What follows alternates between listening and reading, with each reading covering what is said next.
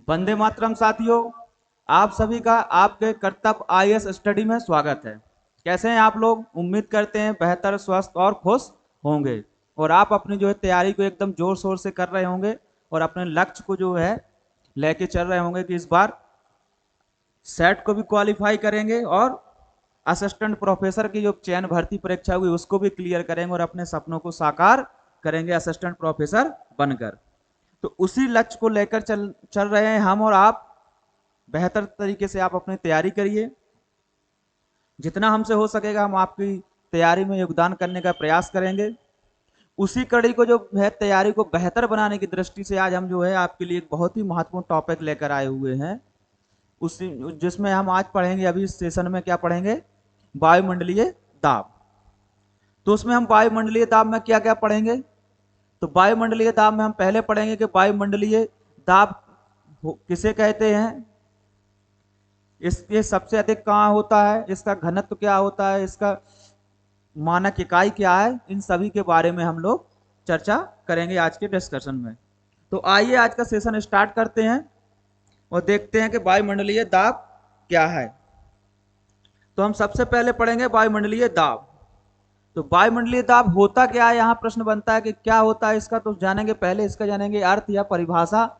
इसका जो अर्थ या परिभाषा जो आपकी है वो क्या है, अर्थ या परिभाषा।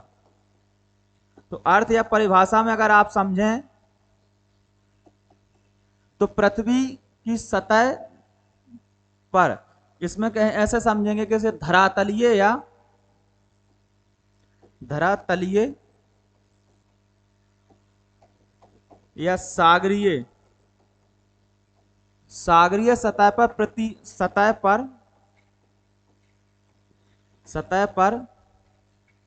इकाई क्षेत्रफल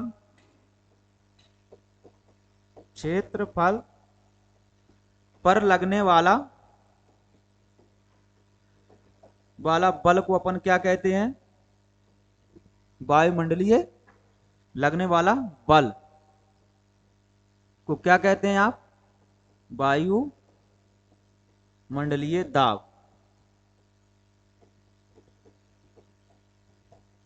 तो यहां एक परिभाषा से क्लियर हो रहा होगा मित्रों कि वायुमंडलीय दाब किसे कहते हैं। तो धरातलीय सतह या सागरीय सतह पर लगने वाले प्रति इकाई क्षेत्रफल में बल को हम वायुमंडलीय दाब कहते हैं। किससे होता है ये वायुमंडलीय दाब? इसे क्यों कहते हैं? क्योंकि वायु द्वारा लगने वाला ये बल है। जो नहीं बल लगता है किसके द्वारा लगता है आपका?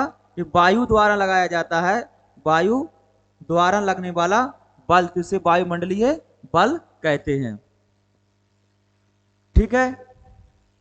अब इसे अगर और बेहतर तरीके से समझने का प्रयास किया जाए कि वायुमंडलीय दाब आपका होता क्या है, वायुमंडलीय दाब क्या होता है। तो वायुमंडलीय दाब में हमने परिभाषा जान ली कि धरातलीय सागरीय सतह पर प्रति इकाई क्षेत्रफल पर लगने वाले बल को वायुमंडलीय दाब कहते हैं। अब इसे वायुमंडलीय दाब क्यों कहते हैं? क्योंकि ये वायु द्वारा एक बल लगाया जाता है जिसे वायुमंडलीय दाब कहते हैं। मान के चलिए इसको थोड़ा समझें कि अगर इस तरीके से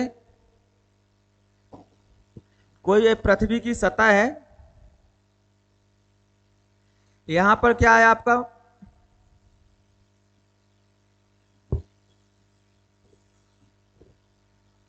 अगर इसे समझें आप तो इस तरीके से समझिए, क्या है? भारत है सॉरी, ये भारत है आपका। और भारत की आपको पता है कि यहाँ पर क्या है आपका? मरुस्थल है। राजस्थान का जो क्षेत्र है थार मरुस्थल है। कौन सा? थार मरुस्थल है। और यहाँ पर आपका क्या है? वेस्ट बंगाल है। यहाँ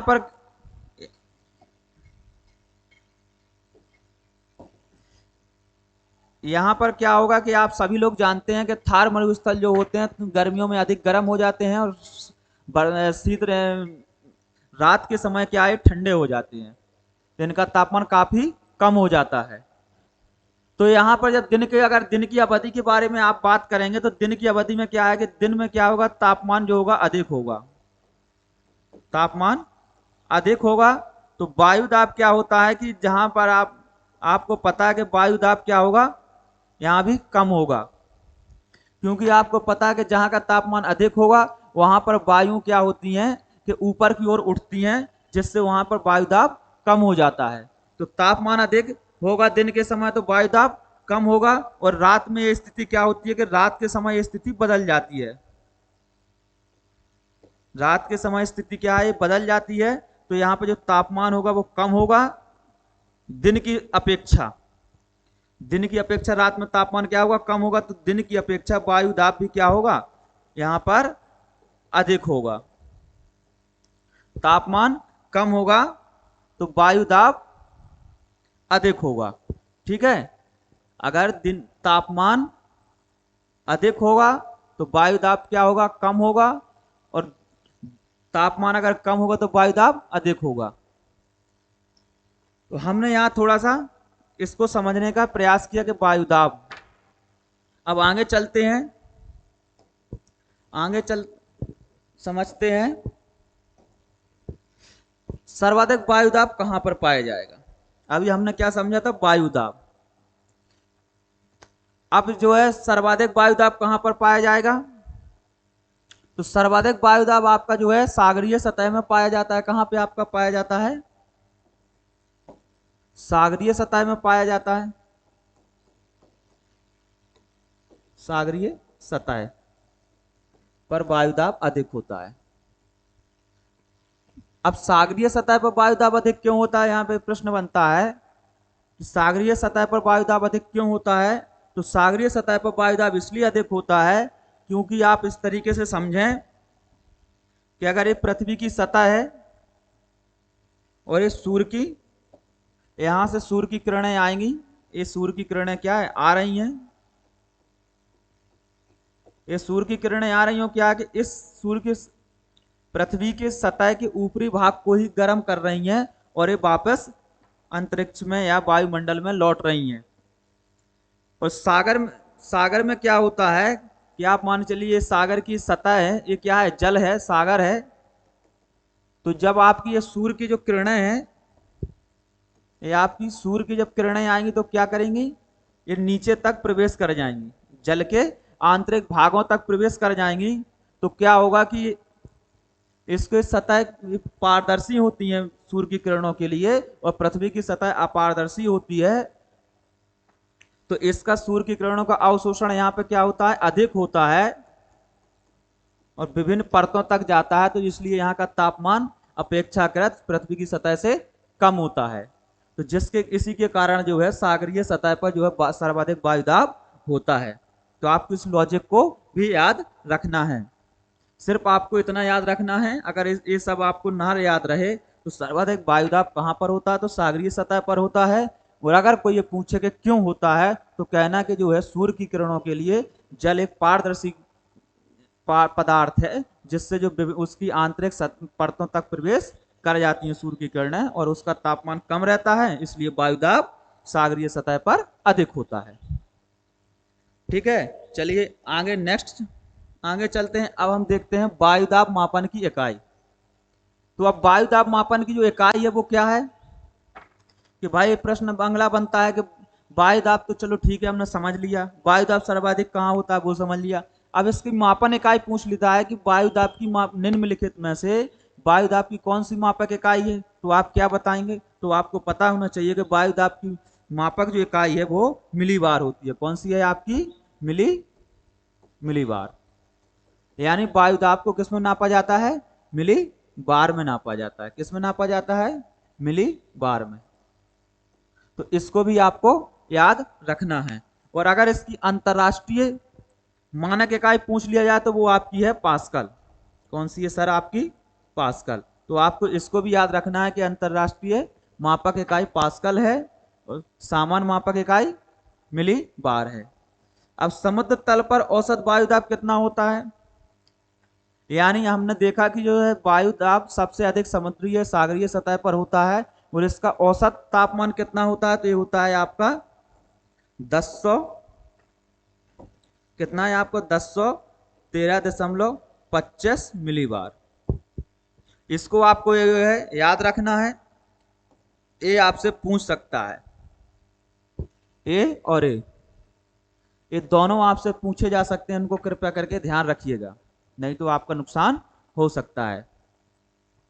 तो समुद्र तल पर औसत वायु दाब देख लिया हमने। नेक्स्ट आगे चलते हैं, आगे चलते हैं, अब देखते हैं समदाब रेखा। क्या आया आपका? समदाब रेखा। तो समदाब रेखा क्या होती है? समदाब रेखा जो है वो क्या है? तो समदाब रेखा को आप यूं समझ लीजिए कि यह एक काल्पनिक रेखा है और समान वायु दाब के क्षेत्रों को मिलाने वाली है। रेखा को हम समदाब रेखा कहते हैं। इसको इस तरीके से आप समझिए, यानी यहाँ कोई एक स्थान ए, यहाँ का स्थान ए है और यहाँ का वायु दाब 1020 मिलीबार है। कितना है? 1020 मिलीबार है। और कोई स्थान आपका यहाँ है, आपका बी स्थान है, इसका भी 1025 मिलीबार है वायु दाब। कितना है इसका भी? 1025, और यहाँ का भी 1025 है। अब इन दोनों स्थानों को मिलाने के लिए जो है भूगोलवेत्ताओं ने या वैज्ञानिकों ने इन स्थान ए और स्थान बी को मिलाने के लिए एक काल्पनिक रेखा की संकल्पना दी, जिसे कहते हैं हम समदाब रेखा। यानी इन दोनों, अगर इस रेखाओं को आपस में मिलाना है, इन दोनों को आपस में मिलाने वाले स्थानों को एक, जो आप ये है क्या है, जो ये काल्पनिक रेखा है, इसे क्या कहा गया आपने? समदाब रेखा कहा गया। समदाब रेखा यानी ये कैसी होती है? ये काल्पनिक होती है। जैसे आप मैथ पढ़ते हैं तो मैथ में मानते हैं ना कि माना कि ऐसा होगा, x का मान इतना है, y का मान इतना है, माना कि। उसी प्रकार से भूगोल में भी आपने जो है एक स्थान और बी स्थान को समान दाब को मिलाने वाली एक काल्पनिक रेखा होती है, जिसे हमने नाम दिया समदाब रेखा।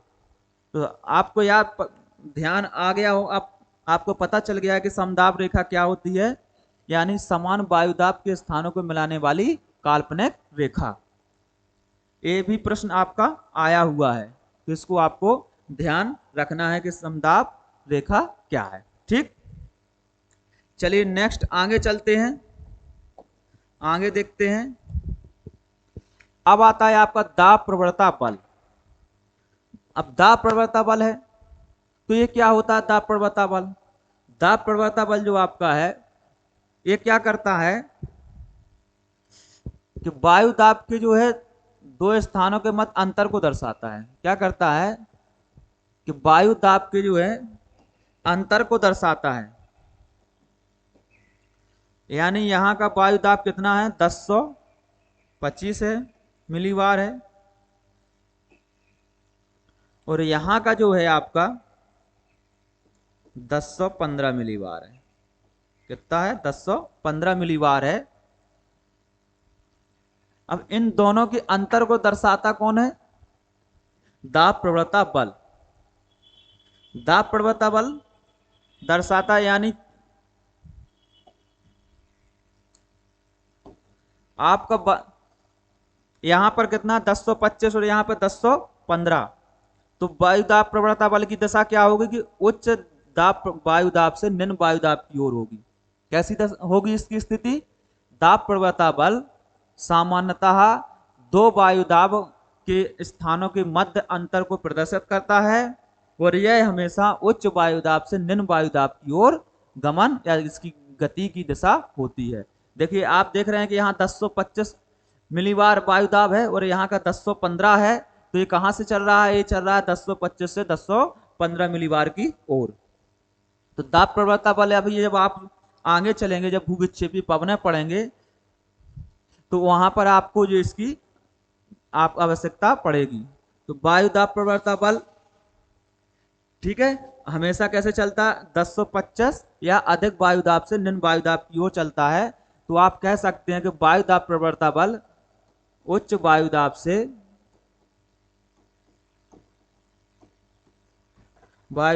निम्न वायु दाब की ओर चलता है। कैसे चलता है? निम्न वायु दाब की ओर चलता है, वायु दाब की ओर चलता है।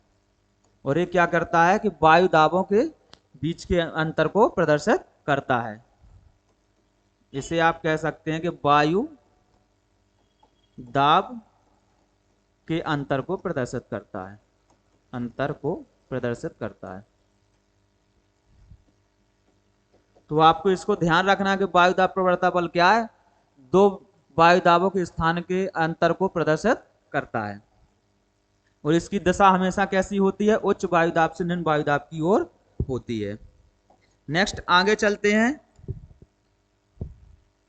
आज का हमारा सेशन यहीं तक था, दाब प्रवणता बल तक। नेक्स्ट सेशन में हम देखेंगे कोरियोलिस बल और भूविक्षेपी पवनें।